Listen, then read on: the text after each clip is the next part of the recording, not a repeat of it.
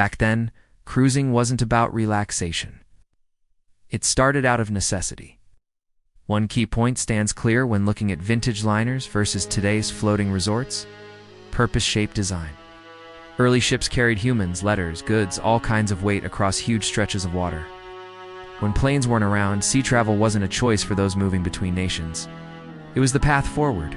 Crossing the ocean meant survival, work, duty for newcomers, executives, envoys, troops alike. Function ruled every blueprint. Comfort tagged along later. But too many back then. Using such serious machines just for fun might have felt odd and out of place. Like painting jokes on a bridge, joy rides on freighters. Unheard of. Back when ships were just beginning to carry people for pleasure, things looked very different. Machines improved bit by bit, while money flowed in new ways across oceans. Society shifted, opening doors once closed to many. A quiet hunger for time away from work began spreading. Those early forces built something rough, but real. Something that would one day soften into today's floating resorts. Before polished decks and fine dining at sea, there was smoke, labor, and long voyages without comfort. That past holds clues to why we sail now as guests, not passengers. The birth of old cruise ships, ships made for work, not leisure back then. Cruise vessels focused on moving people across water, nothing else. Transporting passengers stood at the core of their mission. When sailing between continents or linking distant ports, reliability shaped every design choice. Surviving rough seas took priority over fancy features. Strength and endurance defined what a ship needed to do. Performance counted more than pampering travelers. It's getting there fast, using less fuel, carrying goods, those ranked highest. Sleeping cabins tended to be cramped, usually occupied by more than one person, built only for rest. Common areas stayed sparse, while comfort nearly vanished outside the privileged few in first class, travelers who made up just a tiny portion of the ship's crowd. Far from quiet, those first boats rumbled day and night, more like freight haulers now than floating resorts. Rattling floors never settled, noise ran through walls, while diesel mixed with salt spray hung thick. Each swell hit hard, each gale shook the decks, machinery groaned under pressure. Reality stayed close, rough, unfiltered, part of daily life aboard. Class divisions at sea. What stands out about older ocean liners is how they kept people apart by status. Different levels meant separate spaces, eating halls, lounging spots, places to sleep. Up top, travelers in premium sections got snug rooms, fancy meals, their pick of sunbathing chairs. Those lower down faced tight bunks, basic washrooms, fewer comforts altogether. Back then, how people lived showed clear splits in society. Money decided your ease, no matter if you were on land or water. Immigrants heading to America rarely got luxury. Steerage, often called third class, meant tight spaces, constant noise, hard days. Few comforts waited below deck. Still, for some, it meant a chance to start fresh. Hope tucked inside, uncertainty. Moving forward wasn't just rest, it carried hunger, drive, shifting ground beneath each step. The golden age of ocean liners back then, even with clear flaws. Aging cruise vessels lived through days some now call legendary. National honor sailed on waves of steel, where ocean giants stood tall as proof of human ingenuity. The Titanic, for instance, huge, bold, ahead of its era, showed how far shipbuilding could stretch. Speed met elegance aboard the Queen Mary, while the Normandy curved into history with quiet grace.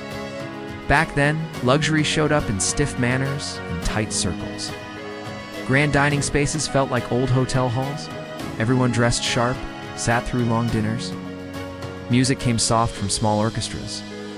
People read indoors or walked outer decks, staring at waves. Forget splashy pools, grab bango trays, noisy beats near swimming areas. Elegance ruled here. Order mattered, as did knowing your place. Life aboard aging cruise vessels. Life on an older cruise vessel moved at a steady pace.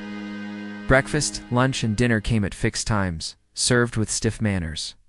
Things to do barely filled the day, mostly shaped by what the sky decided. People passed time with books, pen and paper, or staring out at waves without speaking. Talking with others mattered, yet who you spoke to depended on rank and unspoken rules. Fatigue clung to sailors after days that stretched too far into nights. Power flowed top down, without question, while labor tested bodies beyond comfort. Machines barely helped, risks stayed high compared to today's rules. Effort never stopped piling up. Knowing where you were depended on eyes, charts, experience, no computers deciding. Contact faded once the coastline disappeared behind, leaving vessels alone like distant voices in silence. Safety risk in reality. Fewer rules kept older cruise vessels running without modern safeguards. Back then, lifeboat counts rarely matched need. Crew guidance during crises felt unclear, yet storms still ruled travel timing. People boarding those ships simply expected danger might show up. Delays came easily when winds turned fierce, sometimes tearing at hulls or decks. Breakdowns happened more, while onboard clinics offered little beyond first aid. Facing uncertainty made the experience thrilling. Traveling across water mattered exactly because success wasn't certain. Reaching land meant something, each trip packed with moments of courage, doubt, then strength again. Out there, survival shaped narratives. Old cruise ships hold a lasting charm despite modern changes. Fascination clings to aging cruise vessels, even though they're risky, even uncomfortable. Travel once carried meaning, back when getting somewhere took time, demanded waiting. The act of moving held value, just like the place you reached. Stepping aboard came with ritual, leaving had consequence. Touching land again stirred something deep. Smooth trips today feel fancy, yet dusty vessels from long ago gave more than comfort. Real moments lived on those decks, quiet talks under stars, salt air filling lungs. Motion pictures now chase that mood, piecing together grainy footage to spark memory. Fans gather online, swapping stories like treasures found in attic boxes. What slipped away stays unnamed, just felt in waves at dawn. The world changes, and so does cruising when planes got quicker, less expensive. Taller numbers could reach them, so vessels slipped from vital links across oceans. Passenger liners suddenly stood at a crossroads. Staying alive meant changing everything. A wild shift unfolded, turning voyages once about getting somewhere into slow escapes, filled with comfort. Swapping long journeys for soft beds and wide decks under sun. Next comes the story of that sea change, and what it feels like now inside those drifting palaces where salt air meets polished marble. Life on board old cruise ships, testing patience and character floating on that aged vessel, meant learning to live differently. Stuck within tight quarters, people had little room, less solitude, few ways to stay busy. Today's non-stop shows and games? Not here. Instead, hours stretched out, quiet and open. One day slipped into the next, shaped only by breakfast, lunch, dinner, by sun or storm, and the slow push of steel through water. Rooms on board worked, but never felt cozy. Some people slept in tight spaces, stacked in metal frame beds fixed firmly in place. Little room existed for belongings. Air hardly moved, heating or cooling barely functioned if at all. When waves grew strong, rest became rare. Sickness often spread through groups below deck. Quiet moments alone, it's only those with deepest pockets could expect that. Out on deck, people moved just to stretch their legs under open skies. Fresh breezes came along, so did chills when gusts picked up. Inside, quiet corners waited, spots to read, write letters, or light a pipe if you wished. Warmth existed there, though never too much of it. Talking happened in low tones, careful and measured, like steps on thin ice. Words flowed only so far as manners permitted. Breadth of habit made meals matter, shaping hours more than flavors ever did. First class turned dinner into ceremony suits buttoned tight. Gowns trailing quiet elegance, assigned seats whispering who belonged where. Class carved the menu. Rich spreads dazzled at one table. While farther down the hall, plates held food plain and filling, never fancy. What reached the plate depended on what kind of ticket you held. Fancy sauces stayed upstairs. Downstairs, it was potatoes again, hot and soft. Most fun came from within. Evenings sometimes had music, yet folks relied on personal books, pastimes, alone time. Screens stayed absent, along with endless updates, any online link beyond the ship. Waves filled sightlines, soothing at times, fierce others. The crew's silent force behind early cruising life below deck on vintage liners felt nothing like the guest experience. Days stretched endlessly for staff, filled with heavy labor and tight schedules. Power moved top down, one rank at a time, steady as clockwork. Silence meant compliance. Rules held firm, rarely bent, always enforced. Crew members had little space to rest, stuck in tight cabins under the main level. Down there, close to machinery, temperatures climbed while rattling sounds never stopped. Even so, they kept a steady manner, especially around travelers who paid more. Discipline stayed firm regardless of how tough things got.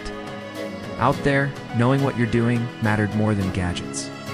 Steering the ship meant relying on feel, sharp eyes, slow decisions. Machines broke down without warning. Fixes happened mid-ocean, hands shaking in cold wind. Every person on board carried the weight of error. Someone might not come back because of it. Truth kept them focused, quiet, always watching. Isolation and emotional impact floating far from land. Those older cruise vessels carried more than luggage. They carried silence. When the dock slipped away behind them, so did contact with everyone back home. Mail stayed stranded on shore, unable to catch up till the journey ended. Information crept in like fog, delayed by days or weeks. Cut loose from loved ones and headlines alike, people drifted without updates or voices from beyond the waves. Peace settled over a few during that time alone. Others felt their nerves fray without warning. Worry, longing for home, odd stretches of emptiness, these showed up often. Stuck among the same faces, fixed in one place, with days dragging on forever. Movement impossible, distance unchanged, arrival out of reach. Water stretched wide, acting like a friend at times, then turning cold, blocking every direction. Still, being cut off like that brought people closer. Talking stretched into ours. Connections grew bit by bit, without rush. People watched each other, picked up on small routines, traded pieces of their lives, held together by not knowing what came next. Over time, the vessel acted like a town shaped by pattern and needing one another. The decline of ocean liners. Out of nowhere, the middle 1900s shifted everything. Planes began crisscrossing seas at speeds nobody expected, shrinking long trips into mere moments.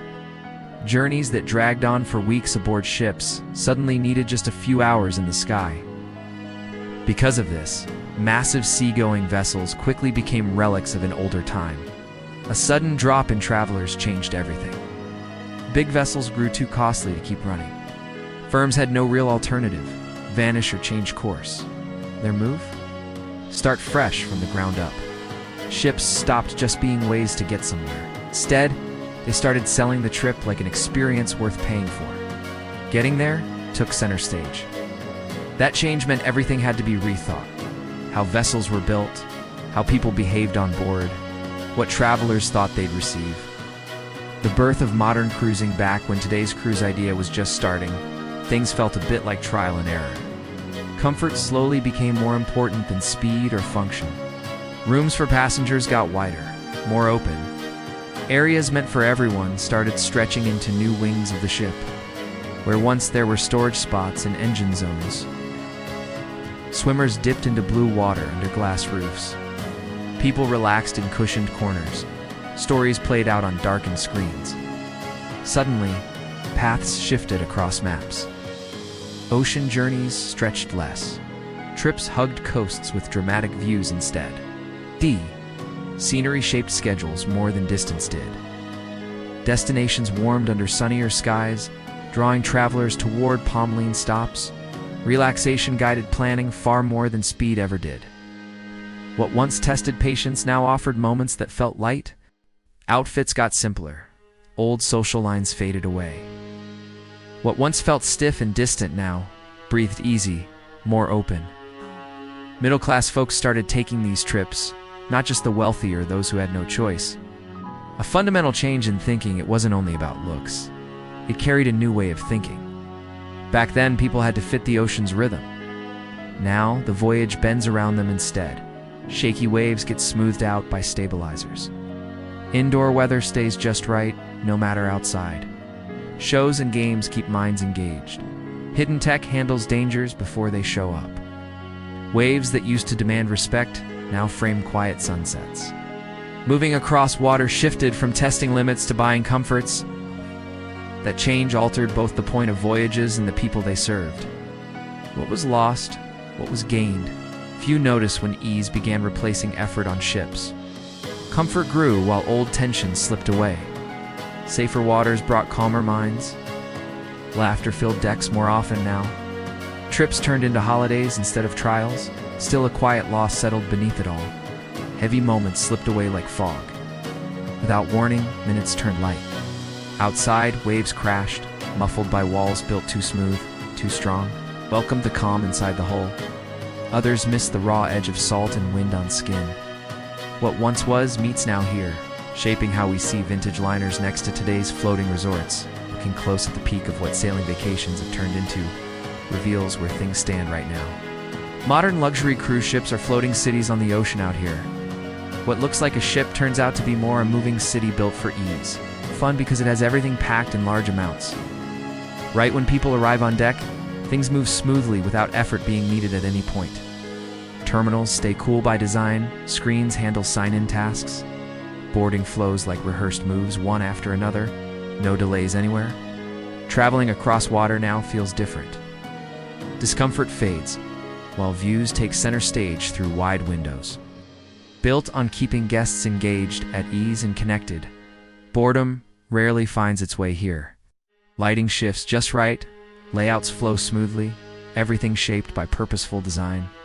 Older vessels squeezed people into tight spots meant only for basics. Today's liners stretch wide, breathe openly, and press before you even move. Ship design engineering. Out on the water, today's big cruise boats show off serious smarts in how they're built. When waves get tough, smart balance systems inside cut down movement you can feel, the shape cutting through water.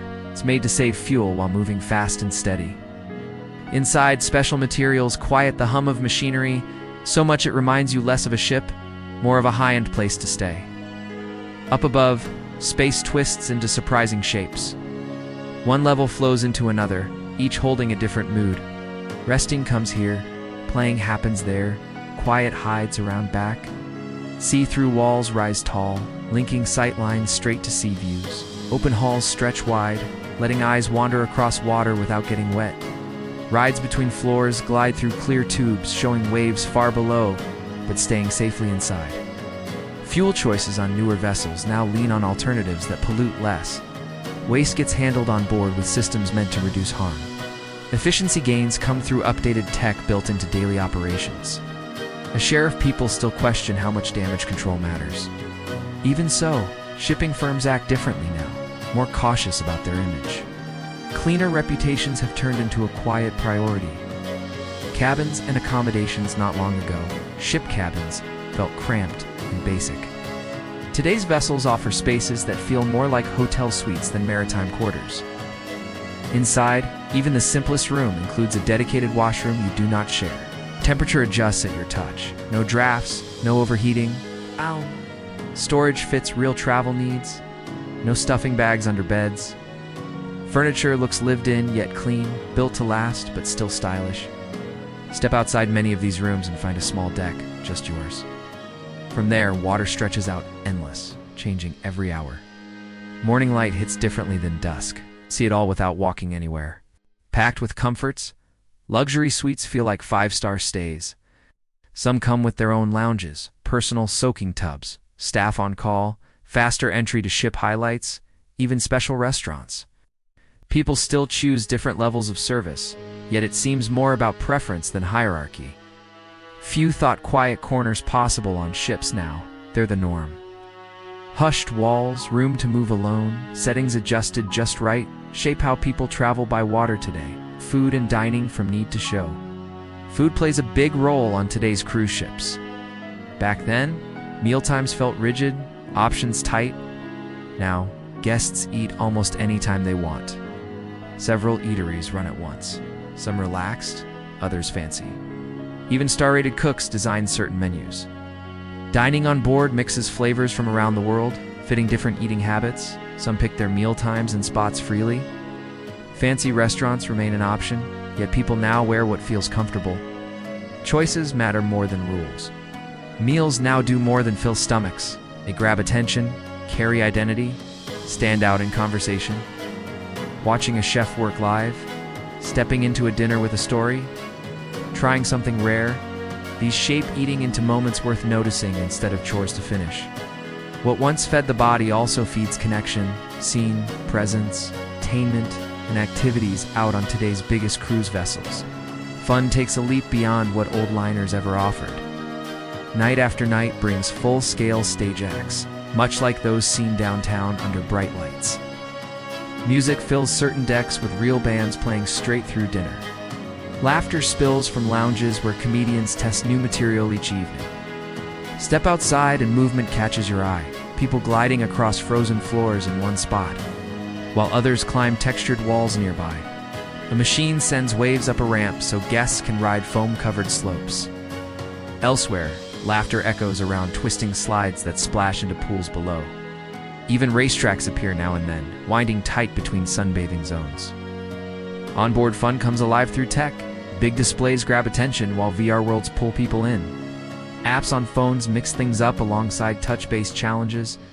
Each activity fits different ages, tastes, maybe even moods. Something clicks no matter who you are. Younger passengers find their own spots and activities, so family time stays fun for everyone. Away from the noise, grown-ups enjoy calm corners just for them. When evening comes, different places light up with energy that lasts till late. Social atmosphere and passenger demographics. Folks board these ships for different reasons. Quiet time, excitement, or just meeting people. Though they differ in age or where they're from, everyone finds a place here. Not every vacation fits all, yet this one somehow does. Still, it's the variety itself that keeps things moving. On today's ships, you might run into folks at a poolside bar or during an island hike. No strict rules, just loose chances to connect. Back then, who you sat near mattered. Now, it barely registers. Fewer people once thought cruises possible on a regular budget. Today, even those earning modestly can board ships that sail across water. Not every trip demands luxury prices. Because of lower starting costs, different kinds of travelers now mingle on deck. What used to feel exclusive feels familiar to many. Ocean trips have shifted in character because of who shows up. Technology and connectivity out at sea. Staying online wasn't always possible. Today's big ships make it routine.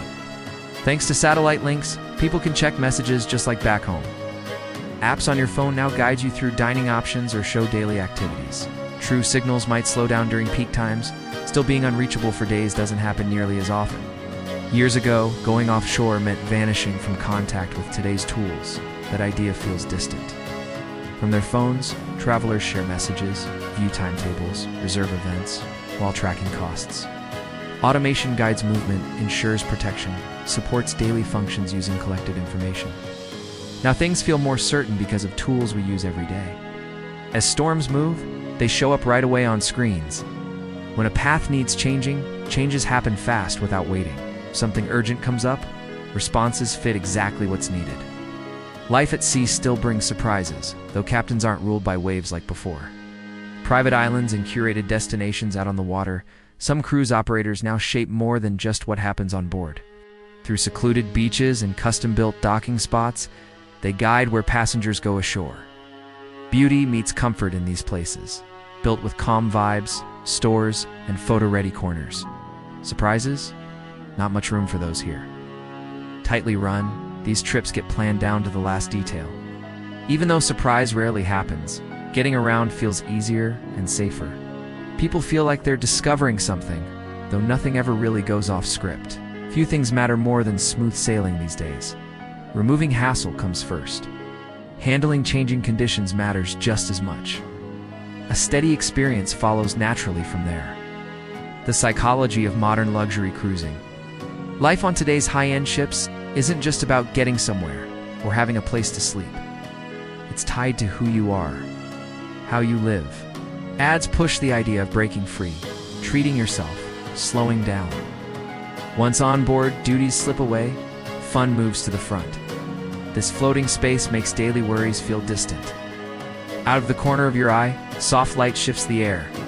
Music slips through the space, slow and steady, while a faint smell lingers just enough to feel familiar. The way things are placed pulls you forward without force. People tend to move slower here, more deliberate. Spending time here feels natural, almost by accident. Attention stays even when thoughts drift. Older cruise ships made travelers fit in. Today's vessels reshape the surroundings around each guest. That shift marks now. The difference sets current voyages apart. The cost of comfort big boats bring comfort few get elsewhere. Still, their scale sometimes brings unease. People fill hallways, decks, stairwells. What seems real might be staged behind the scenes. Nowadays, some folks say cruises feel empty compared to old-school voyages on the open water. Still, a different crowd sees them as steps forward, easier reach, fresh ideas, real change. Right there, the friction builds, pitting one time against another without warning. Moments clash, not by accident but design. Each period shows its face when the pressure rises. Not similarity, contrast becomes clear. One follows the other, yet they resist blending. Differences stand out where overlap might be expected. What feels distant suddenly seems close enough to touch. The past leans into the present, uninvited.